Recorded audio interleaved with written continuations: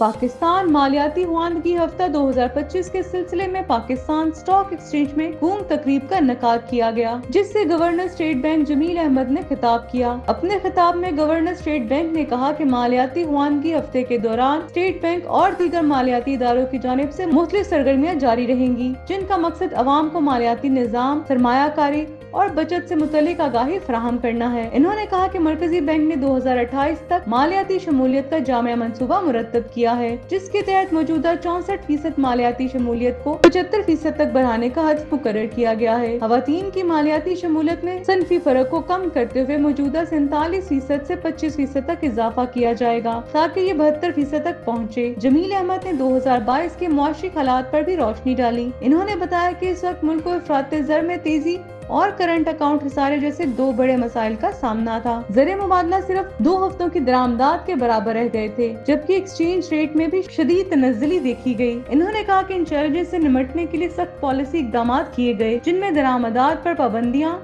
और शरह सूद में इजाफा शामिल है। इन इक़दामात के नतीजे में इंटरबैंक और ओपन मार्केट के दरमियान हलीज कम हुई और शरह मुबादला में इस्तेहकाम आया। गवर्नर स्टेट बैंक के मुताबिक 2025 के माली साल में अब तक तरसीलाते ज़र में 33% इजाफा रिकॉर्ड किया गया है, जबकि मार्च में तरसीलाते ज़र में तारीखी इजाफा हुआ। तवक्का है कि जून 2025 तक ज़र मुबादला के ज़खायर $14 अरब तक पहुँच जाएंगे और तरसीलाते ज़र का मजमूई हजम $38 अरब होगा। इन्होंने बताया कि रवा माली साल के दौरान करंट अकाउंट सरप्लस में है, जबकि तेल के अलावा दीगर दरामदात में इजाफा और ऑयल इंपोर्ट्स में कमी हो रही है। इफराते ज़र के हवाले से इन्होंने कहा कि अगले माह इसमें इजाफा मुतवक्के है, ताहम माली साल के इख्तिताम पर इफराते ज़र 5 से 7% के दरमियान रहेगी। गवर्नर ने अपनी टीम पर 98% इत्मीनान का इजहार करते हुए कहा कि तमाम मुआशी इक़दामात मुल्क को इस्तेहकाम की तरफ ले जा रहे हैं।